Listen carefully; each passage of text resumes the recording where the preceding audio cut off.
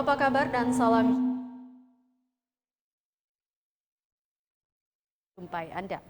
Ya, sejumlah informasi menarik dan teraktual dari berbagai daerah di Nusa Tenggara Timur telah kami siapkan untuk Anda. Mengawali perjumpaan kita berikut 2 cuplikan berita utama. Satu kapal wisata tenggelam di perairan Taman Nasional Komodo, Labuan Bajo, Kabupaten Manggarai. Saat ini Kota Kupang memiliki calon juara dunia matematika penerus Nono. Ya pemirsa, 2 cuplikan berita utama tadi akan kami rangkai dengan sejumlah informasi menarik lainnya. Bersama saya Irene Tumeluk. Dan saya Helga Meliadi, inilah Nusa Tenggara Timur hari ini selengkapnya untuk Anda.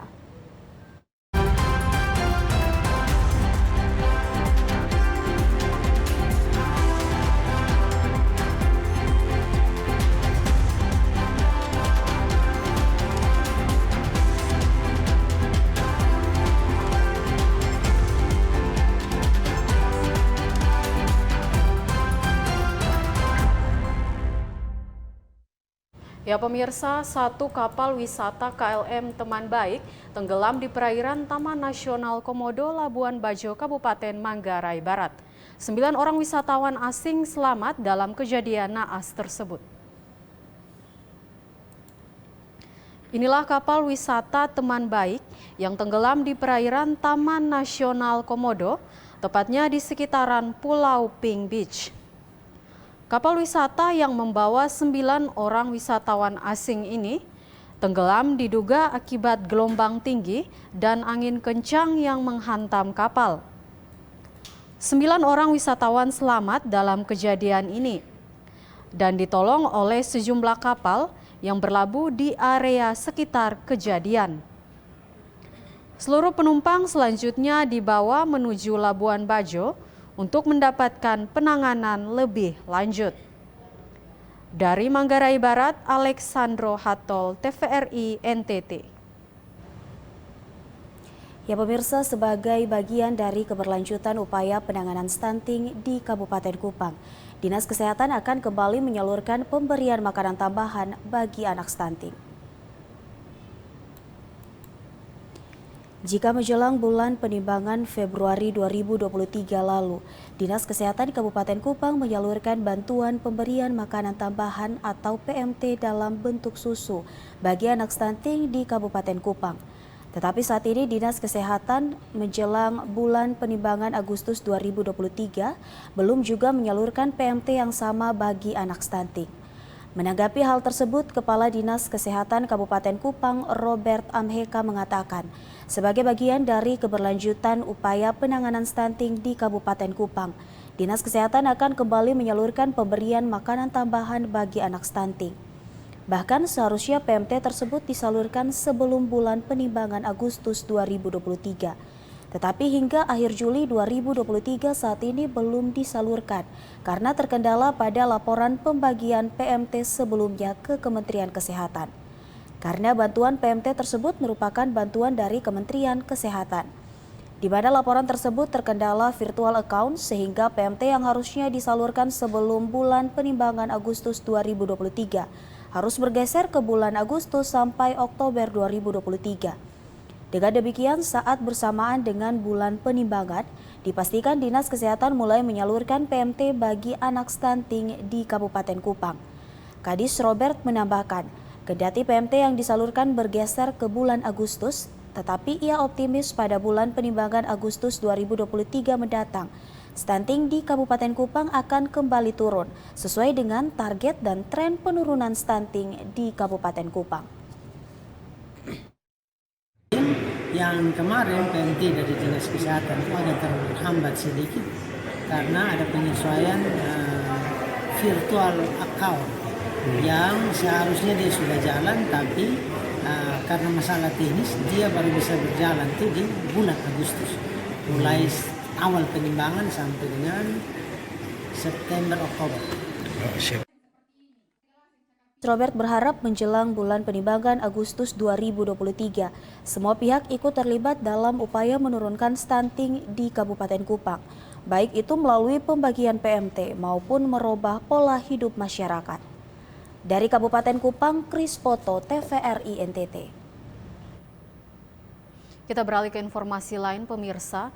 Pasca penetapan daftar pemilih tetap yang ditetapkan 2 Juli lalu, KPU Provinsi NTT menggelar rapat koordinasi penyusunan daftar pemilih tambahan untuk pemilu tahun 2024.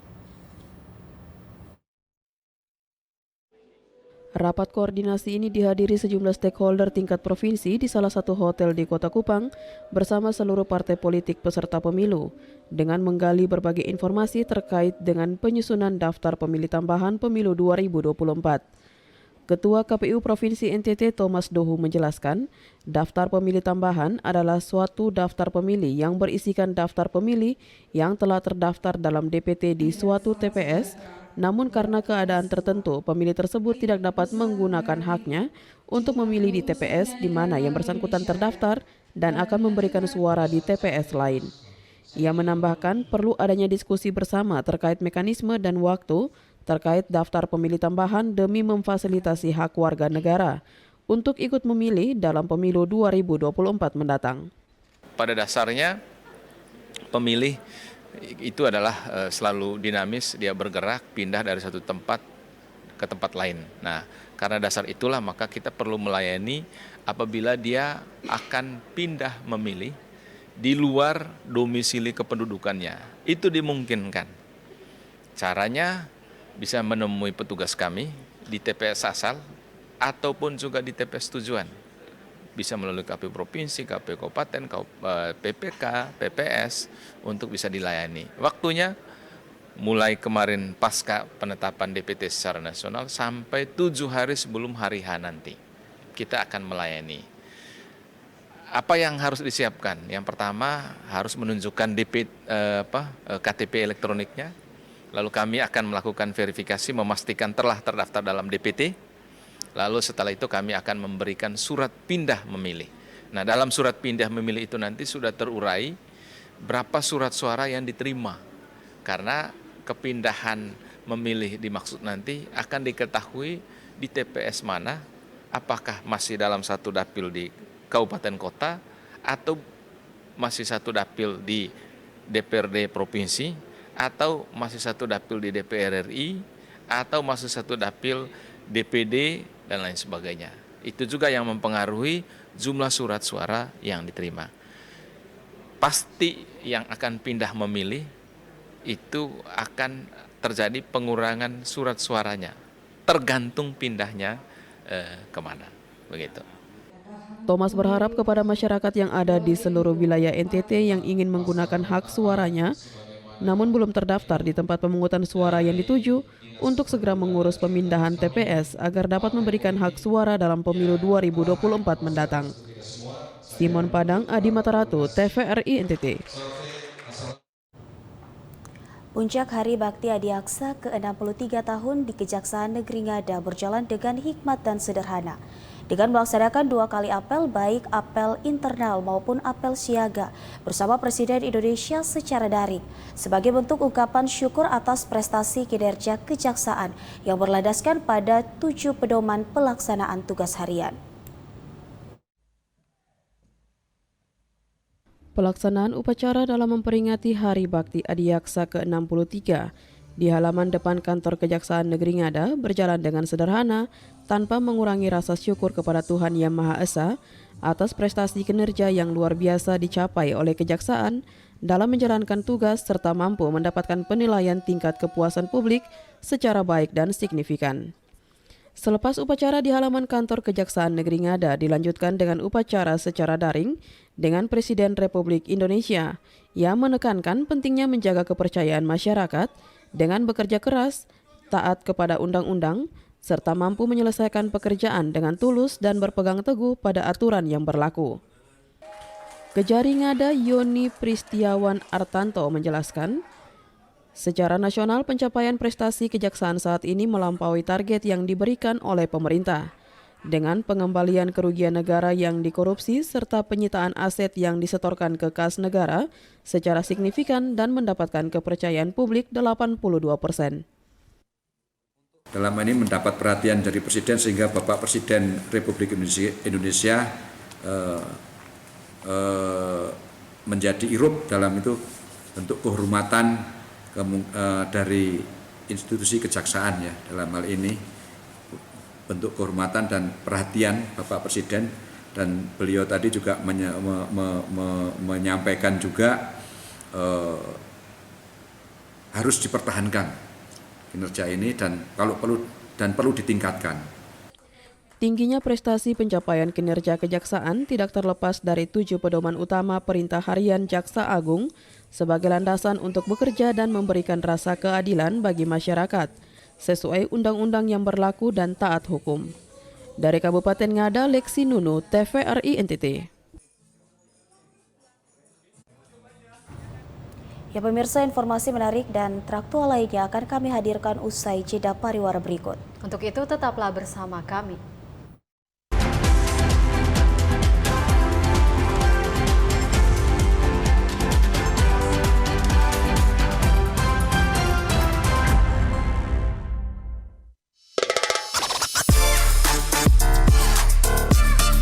Belakang. Ya. Jadi langsung ditendang gitu. Iya. Ya kalau contohkan dulu. Iya, oke. Langsung diajari sama pelatihnya ya, Kari. Mensana Incorpore Sano. Halo Sobat Sporty, terus saksikan Sporty setiap Sabtu pukul 15.00 hanya di TVRI NTT, Katongpung TV. Dokter mungkin harus jelaskan kepada para pemirsa di rumah, apa sih dok itu jantung, fungsinya dok, dan kenapa penting bagi kita membahas topik kita pada hari ini. Siapa bilang sehat itu mahal? Kesehatan mulut kita harus pelihara melalui pertemuan sore hari. Dapatkan informasi baru seputar kesehatan di Solusi Sehat setiap Selasa pukul 15 WITA hanya di TVRI NTT, Katongpung TV. Mimbar Agama Buddha. Selamat sore, Sotihotu Namo Buddhaya. Pikiran adalah pembentuk. Apabila seseorang memiliki pikiran yang disertai dengan cinta kasih, maka kebahagiaan akan mengikuti kehidupan keluarga kita supaya keluarga kita ini menjadi keluarga yang utuh. Setiap Kamis pukul 16 hanya di TVRI NTT. Pagi-pagi minum kopi. Cakep. Beta sonde bikin pantun le. Ini Rumpu Rampe, acara yang Katong tunggu tiap pagi. Santai bareng UMKM, Katong bakal bareng di Rumpu Rampe. Setiap hari pukul 9 waktu Indonesia Tengah hanya di TVRI NTT, Katongpung TV. Di Musik Orang Muda. Musik orang muda. Musik Orang Muda. Musik orang muda. Musisi muda bertalenta. Chart lagu terhits. Dia kenal ini, lagunya terkenal sekali di Kota Kupang ya. Tapi nggak kalah.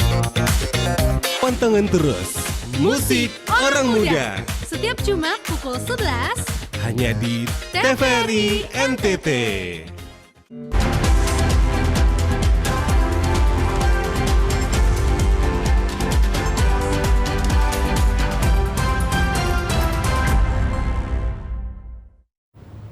Ya, terima kasih Anda masih bersama kami di Nusa Tenggara Timur hari ini.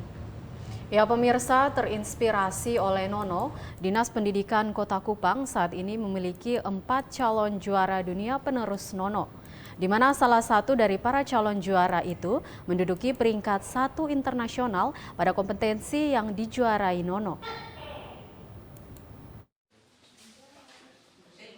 Terinspirasi oleh Nono, Dinas Pendidikan Kota Kupang saat ini memiliki 4 calon juara dunia penerus Nono, di mana salah satu dari para calon juara itu menduduki peringkat 1 internasional pada kompetisi yang dijuarai Nono. Menurut Kepala Dinas Pendidikan Kota Kupang, Dumul Jami, keempat siswa tersebut adalah Gilbert, siswa kelas 4 SD Boyan Montessori Kota Kupang, Efran, siswa kelas 3 SDK Kosana Kota Kupang, Scarlett, siswa kelas 3 Pendidikan Luar Biasa Excellent Spirit Christian School, dan Tari, putri seorang petani siswa kelas 2 SD Negeri Koa Said. Dari keempat siswa tersebut, Gilbert saat ini menduduki peringkat pertama dalam Abacus Gym Brain Award, kompetisi yang dijuarai oleh Nono, sedangkan 3 kandidat lain masih dipersiapkan untuk mengikuti kompetisi karena masih berada di kelas 2 dan 3 sekolah dasar. Ia menambahkan, untuk mendukung Gilbert, saat ini Dinas Pendidikan Kota Kupang juga mempersiapkan 21 siswa berprestasi lainnya, baik dari pendidikan formal maupun pendidikan luar biasa, untuk berkompetisi di tahun-tahun selanjutnya. Ia menambahkan Dinas Pendidikan Kota Kupang berharap agar sekolah-sekolah di Kota Kupang melapor kepada dinas apabila di sekolah mereka banyak siswa berprestasi, termasuk tarian dan olahraga, agar dapat dilakukan pendampingan agar dapat meraih prestasi baik di tingkat lokal maupun nasional. Sampai sekarang itu dia harus mengerjakan tiap hari itu 100 file. Satu file itu kurang lebih 10 soal. Ya. Dan dia setiap hari itu mengerjakan dan selesai benarnya 100%. Sehingga peluang untuk Gilbert ini juara dunia di Desember 2023 itu sudah di depan mata, dan kami terima kasih kepada Nono. Hari Gilbert ini kita berpikir bahwa kita harus merencanakan secara baik, ya. Nah, makanya kita siapkan 21 orang, tetapi yang sampai di finish itu adalah 3 orang, ya. Ada Efran, ada Scarlett, dan ada Tarik. Nah, yang menarik ini adalah Tari, ya. Tari ini adalah dari SD Kuasai. Sementara itu, Scarlett dan Efran mengatakan sangat menikmati dan senang dengan kompetisi Abacus. Karena selain dapat mengasah kemampuan matematika mereka, namun mereka juga bisa mendapatkan teman dari seluruh dunia. Yeah, we have files every day. Yeah, my mom told me to do it. So for how many questions and for how long you did it? Oh, I like do it for an hour. I just do like one lesson every day. So you enjoy to do that? Yeah, and I enjoyed it. It's very fun. I already have one friend from Abacus. Yeah. Is it from Indonesia or another country? Indonesia, of course. So you have another friend from another country? Oh, I have another friend from another country. She's from Australia. Tentang matematika semua diajarkan, angka satuannya, angka puluhan, sampai seangka seterusnya, dan cara menghitungnya. Kalau begini jumlahnya berapa, kalau begitu jumlahnya berapa. Tidak terlalu banyak. 1 sampai 10 dong. Bikin ketagihan juga sedikit. Agung Pras, Adi Mataratu, TVRI NTT. Setelah Nusa Tenggara Timur menjadi sorotan dunia dengan kehadiran Nono sang juara matematika, saat ini Kota Kupang juga memiliki calon juara dunia matematika penerus Nono.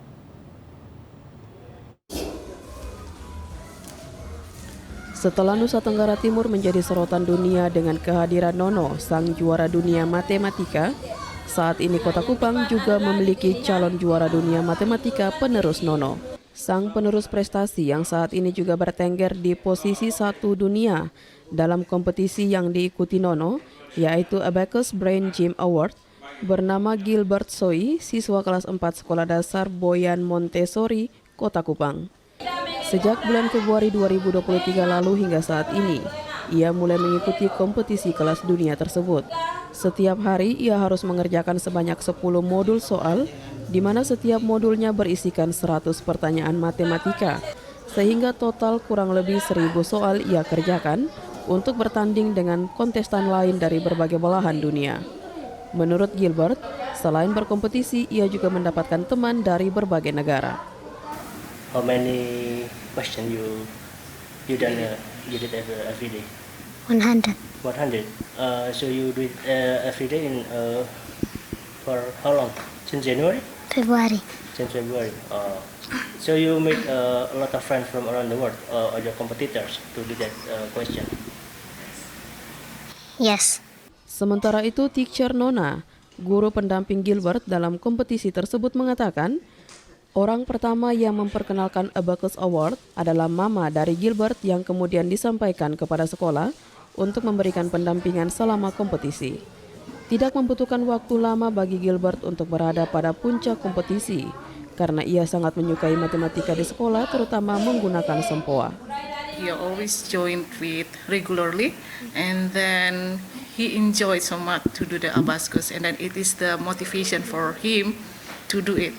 And then it is because of in the school, he loves so much math, especially in using sempoa, and that is really helpful for Gilbert. Yeah, so if you have something, I mean that nothing impossible. If you keep trying and then you learn more, there are no impossible. Because when we learn, we are study about something more seriously, and then build your curiosity about something, never stop to learn.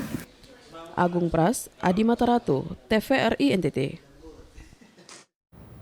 Pemirsa, Lembaga Penyiaran Publik Radio Republik Indonesia (ND) menggelar lomba bercerita anak dalam rangka memperingati Hari Anak Nasional. Lomba ini sekaligus meningkatkan literasi anak serta membangun mental dari usia dini. Sebanyak 10 anak mengikuti final lomba bercerita anak dalam rangka memperingati Hari Anak Nasional di Aula LPP RRI ND. Kepala Stasiun LPP RRI ND, Burhanuddin Ramadlan menyampaikan lomba bercerita anak ini merupakan kegiatan tahunan LPP RRI ND dalam menyambut Hari Anak Nasional. Ia juga menambahkan kegiatan ini sebagai bentuk edukasi anak, baik pengembangan karakter maupun mental, sehingga anak-anak ini mampu bersaing dalam dunia globalisasi saat ini. Ketua Panitia Lomba Bercerita LPP RRI ND, Maria Trinitas Ria, ditemui media menyampaikan kegiatan ini digelar selama 4 hari dengan diikuti oleh 35 anak sekolah dasar dari kelas 3 hingga kelas 6.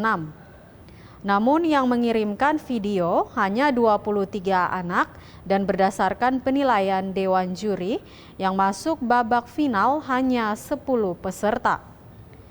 Ia juga menyampaikan kegiatan ini bertemakan Anak Terlindungi Indonesia Maju. Adapun materi yang diberikan antara lain stunting, bullying, serta hak dan kenyamanan anak. Hari ini kita memperingati Hari Anak Nasional. Tentunya RRI itu harus turut andil. Salah satunya mengadakan kegiatan lomba bercerita. Tentunya di lomba bercerita itu kita ikut mendidik anak-anak itu biar punya kelulusan untuk mengekspresikan dirinya, tentu saja untuk belajar berani tampil di ruang umum, belajar mengekspresikan imajinasinya dia, bisa menceritakan kejadian yang ada di sekitarnya.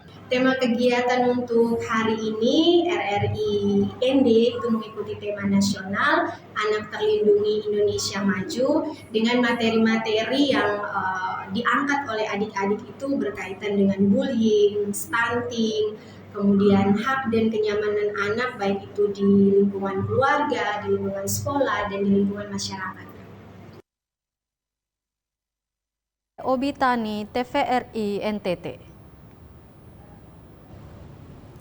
Utsawa Dharma Gita tingkat Provinsi Nusa Tenggara Timur digelar di Kota Soe. Lomba ini bertujuan untuk melatih generasi muda beragama Hindu menguasai kidung-kidung suci agama Hindu. Beginilah suasana pembukaan Utsawa Dharma Gita ke-8 tingkat Provinsi Nusa Tenggara Timur yang digelar di Kota Soe, Kabupaten Timor Tengah Selatan. Ketua Lembaga Pengembangan Dharma Gita atau LPDG, Inegah Aditayana mengatakan, kegiatan ini diikuti oleh 11 kabupaten kota di Nusa Tenggara Timur. Tujuan dari kegiatan ini adalah untuk melatih generasi muda umat Hindu untuk lebih menguasai kidung-kidung suci dalam ajaran agama Hindu. Melalui ajang lomba ini, generasi muda mampu melestarikan sekaligus mengembangkan sloka-sloka ajaran agama Hindu. Ada sejumlah kategori lomba yang dinilai oleh para juri, yakni membaca sloka, kakawin, membaca palakia, dharma wacana bahasa Indonesia, dharma wacana bahasa Inggris, menghafal sloka, dan nyanyian keagamaan Hindu. Panitia telah mendatangkan para juri tingkat nasional dengan tujuan agar penilaian dalam lomba ini objektif. Inega Adi Tayana berharap agar setiap peserta bisa mengikuti kegiatan ini dengan sungguh-sungguh sehingga bisa mendapatkan hasil yang memuaskan. Untuk peserta yang mendapatkan juara pertama, mereka akan mewakili Provinsi Nusa Tenggara Timur dalam Putsawa tingkat nasional nanti. Ini bertujuan untuk menyeleksi peserta dari masing-masing kabupaten kota yang ada di Nusa Tenggara Timur untuk nantinya mewakili Nusa Tenggara Timur di tingkat nasional pada tahun 2024 yang akan dilaksanakan di Solo, Jawa Tengah. Makna dari kegiatan Usaha Dharma Gita ini adalah untuk pelestarian. Dari Kabupaten Timor Tegas Selatan, Ambuga Lamawuran, TVRI NTT. Ya pemirsa, setiap remaja putri, khususnya peserta didik tingkat SMP, tentunya berhak mendapatkan akses pengetahuan dan sarana kebersihan yang layak ketika menstruasi di lingkungan sekolah. Oleh karena itu, UNICEF bekerja sama dengan pemerintah daerah Kabupaten Flores Timur bersama lembaga pemerhati pendidikan terus menggalakkan kegiatan peningkatan kapasitas guru dan remaja peduli manajemen kesehatan menstruasi dan aplikasi OKSI di lembaga satuan pendidikan. Kepala Dinas Pendidikan Pemuda dan Olahraga Flores Timur Felix Subankoda kepada TVRI menjelaskan, aplikasi OKI merupakan sebuah aplikasi pelacak menstruasi guna meningkatkan edukasi kesehatan reproduksi dan manajemen kebersihan menstruasi (MKM) di kalangan remaja putri. Pemerintah melalui program kesehatannya terus berupaya memberikan edukasi kepada para peserta didik secara dini seputar masalah reproduksi bagi para remaja putri terkait persoalan kesehatan, mulai dari siklus menstruasi, serta sarana-prasarana pendukung yang disiapkan di lingkungan sekolah. Pada gilirannya, masalah menstruasi tidak menjadi kendala bagi peserta didik remaja ketika mengikuti kegiatan belajar di sekolah. Kaitannya dengan pelaksanaan atau implementasi dari manajemen kesehatan menstruasi dan aplikasi OKI. Tujuan dari kegiatan ini tentu saja untuk melihat, memotret kembali apa yang dilakukan di masing-masing sekolah dan menjadikannya sebagai pembelajaran untuk sekolah itu sendiri dan juga sekolah-sekolah lain dalam kaitan dengan penginasan. Felix berharap salah satu langkah untuk merespons situasi tumbuh kembang dan kesehatan reproduksi peserta didik remaja putri, maka edukasi tentang manajemen kebersihan menstruasi sangat penting disampaikan kepada anak dan remaja tidak hanya melalui lembaga pendidikan, namun dengan melibatkan orang tua atau keluarga dengan memanfaatkan instrumen teknologi yang saat ini relevan dalam kehidupan remaja. Dari Kabupaten Flores Timur, Patman Werang, TVRI NTT. Ya pemirsa, minyak goreng bersubsidi dari pemerintah, yakni minyak kita di beberapa pasar di Kabupaten Kupang saat ini langka. Harga minyak goreng secara nasional mengalami kenaikan sejak akhir tahun 2021. Sehingga untuk mengantisipasi kenaikan harga minyak goreng yang hampir tak terkendalikan, pemerintah menyiapkan minyak goreng bersubsidi minyak kita. Kehadiran minyak goreng tersebut berdampak pada harga minyak goreng yang berangsur turun.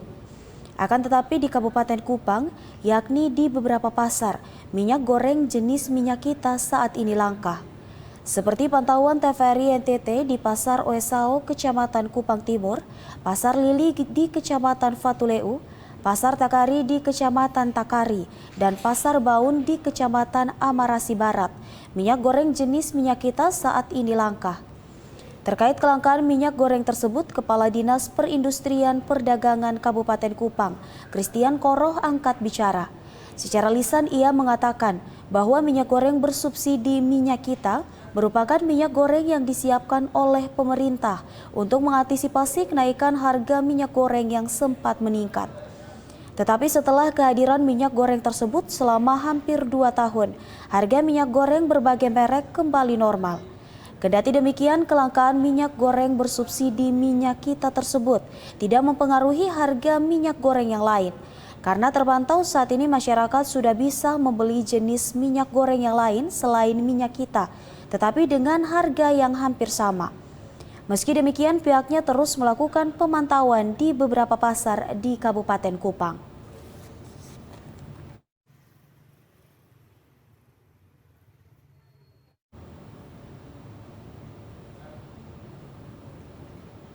Sementara itu, berdasarkan pantauan TVRI NTT di beberapa pasar di Kabupaten Kupang, harga minyak goreng non-subsidi yang dijual saat ini berkisar pada harga 1 liter Rp16.000 sampai Rp23.000. Dari Kabupaten Kupang, Kris Poto, TVRI NTT. Pemirsa, peristiwa aneh membuat warga resah. Kades Lakat menghimbau warga tidak boleh konsumsi hewan sakit, baik itu sapi, babi, ayam maupun anjing, tetapi dibunuh dan dikubur. Kepala Desa Lakat, Kecamatan Kuatnana, Kabupaten Timor Tengah Selatan, Beni Selan, menghimbau kepada warga Desa Lakat dan sekitarnya agar tidak mengkonsumsi daging hewan yang sakit, baik jenis sapi, babi, ayam maupun anjing, pasca terjadinya peristiwa aneh yang merenggut nyawa warganya. Ia menambahkan, sebelum peristiwa keracunan terjadi, hampir seluruh Desa Lakat warga yang memiliki ternak babi sakit dan mati tidak dikubur melainkan dipotong dan dikonsumsi. Kejadian yang menggemparkan warga Lakat ini didasari atas pemotongan hewan yang diduga sakit dan dikonsumsi oleh dirinya bersama 53 warga lainnya. Setelah mengkonsumsi hewan tersebut, justru membuat pemilik hewan tersebut meninggal dunia.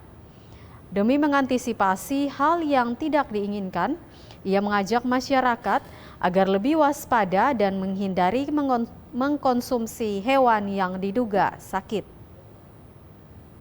Dengan kejadian yang ada, maka saya tegaskan untuk kemudian sapi ataupun babi bahkan ternak yang sakit, termasuk ayam, itu ketika sakit, ditemukan sakit lalu mati, itu dibunuh, dibuang saja, dikubur setelah mati.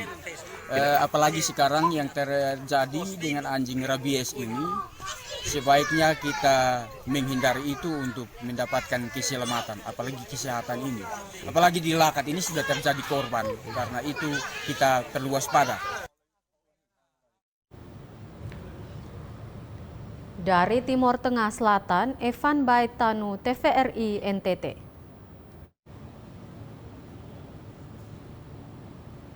Ya pemirsa, puluhan anak-anak dari Kota Kupang mengikuti lomba fashion show busana muslimah dan etnik NTT.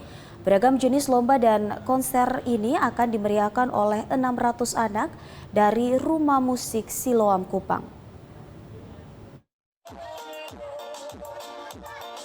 Puluhan anak-anak di Kota Kupang mengikuti lomba fashion show yang digelar oleh Rumah Musik Siloam Kupang. Kegiatan lomba ini berlangsung selama 2 hari sejak tanggal 21 sampai 22 Juli 2023. Beragam jenis perlombaan yang digelar antara lain lomba fashion show busana muslimah sebanyak 25 peserta, fashion show busana etnik NTT 60 peserta, fashion show anak-anak, lomba tarian dani-dani, dan konser 600 anak yang tergabung dalam Rumah Musik Siloam serta partisipan. Kegiatan lomba ini bertujuan untuk memotivasi generasi muda dan memperkenalkan beragam kekayaan budaya daerah yang ada di Indonesia serta mempersiapkan bibit muda sebagai penerus seniman dan musisi di NTT. Pendiri Rumah Musik Siloam sekaligus Ketua DPD Persatuan Artis Penyanyi NTT, Aki Kala menyampaikan, di usia 7 tahun, Rumah Musik Siloam sebagai lembaga pendidikan seni di Nusa Tenggara Timur memiliki tanggung jawab untuk mempersiapkan anak-anak sejak usia dini dalam mengenal seni dan karakter agar tumbuh sebagai pribadi yang percaya diri, bertalenta menjadi harapan untuk masa depan dalam membangun Nusa Tenggara Timur dari sisi seni. Yang pertama harapan saya bahwa anak-anak di usia dini, dari sejak dini kita harus tanamkan bahwa hidup toleransi itu penting, bahwa hidup untuk mengasihi antara kita semua itu penting. Itu yang pertama. Yang kedua, saya juga mau menyampaikan bahwa dari usia kecil anak-anak dipersiapkan untuk mereka ke depan, soal mereka mau jadi apa nanti bukan urusan kami, tapi yang pasti bahwa dari usia kecil kami mempersiapkan anak-anak, baik karakter mereka, baik percaya diri mereka, baik talenta-talenta mereka kami persiapkan untuk menjadi harapan bagi mereka untuk masa depan. Salah seorang peserta fashion show dari Kota Kupang, Agnes Monica Putri Lendes, tampil mengenakan busana kasual yang dipadukan dengan motif tenunan. Ia mengaku senang dirinya dapat menyalurkan bakat serta berbagi pengalaman dan ilmu dengan peserta lain. Dan itu dia Najwa dan selanjutnya ada terus bisa bagi berpengalaman dengan yang lain dan juga bisa dipakai misalnya ternyata seperti ini bisa dilihat semua orang terus di berwarna hitam. Iya. Harapannya tetap pokoknya tetap terus dimanapun ada lomba terus jangan pernah putus menyerah.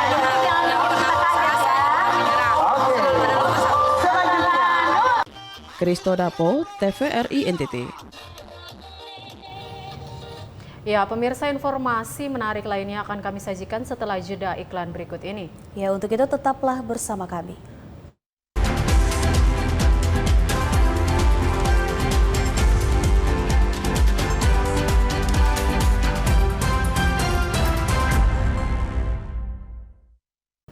Terima kasih Anda masih bersama kami, pemirsa. Kita ikuti informasi selanjutnya. Pemirsa, puncak final turnamen futsal Regis Cup berjalan dengan meriah yang mempertemukan dua tim tangguh serta mendapat sambutan meriah baik dari penonton maupun pendukung karena pola permainan yang apik dan berkualitas serta menunjukkan bakat permainan sebagai pemain masa depan yang perlu dibina dan didampingi secara serius.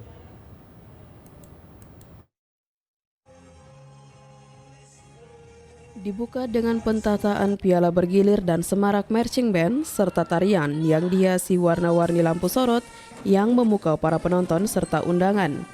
Final turnamen futsal Cup Regina Pacis Bajawa mempertemukan dua tim tangguh dari SMP Negeri 1 Were dengan SMP swasta Kota Goa Buawai. Berjalan seru saling berbalas gol sembari menunjukkan pola permainan bermutu dalam tempo tinggi. Kepala Sekolah Menengah Atas Katolik Regina Pacis Bajawa, Herdin Diwa menjelaskan, turnamen Regina Pacis Cup merupakan ajang pencarian dan bina mental bagi para siswa SMP sebagai calon pesepak bola berbakat yang nantinya diharapkan akan menjadi pemain sepak bola profesional dengan mental yang baik serta memiliki jiwa sportivitas yang tinggi. Pada kesempatan ini kami memberikan rasa hormat kepada seluruh tim dan juga teristimewa kepada tim-tim yang menjuarai pada kesempatan ini. Dan kami mengharapkan supaya kegiatan ini adalah dalam rangka memberikan sebuah pembelajaran yang sangat bermakna kepada seluruh peserta didik agar kiranya mereka bisa menjunjung tinggi sportivitas, bisa memberikan rasa pengampunan kepada timnya, kepada lawannya apabila mereka melakukan kesalahan. Dan semuanya itu ada nilai-nilai yang kita tanamkan kepada mereka. Penyerahan piala bergilir dan piala tetap bagi pemenang berjalan dengan meriah dan penuh rasa persaudaraan yang tinggi. Sebagai bentuk jalin kebersamaan di antara para siswa dan guru untuk selalu sehati dalam mengembangkan pendidikan yang bermutu serta berkarakter yang baik. Dari Kabupaten Ngada, Lexi Nunu, TVRI NTT.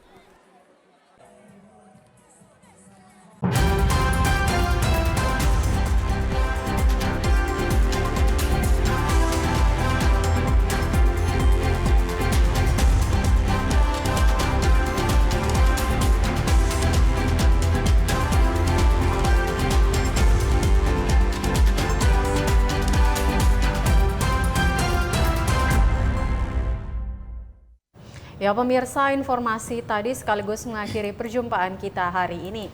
Mari beralih ke TV digital untuk kualitas yang lebih baik. Ya, dan pemirsa terus saksikan Nusa Tenggara Timur hari ini yang menyajikan informasi secara santun, lugas, dan berimbang. Hanya di TVRI NTT, media pemersatu bangsa. Ya pemirsa, dan saya Irene Tumeluk mewakili seluruh kerabat kerja yang bertugas mengucapkan terima kasih atas kebersamaan Anda. Selamat melanjutkan aktivitas Anda dan sampai jumpa.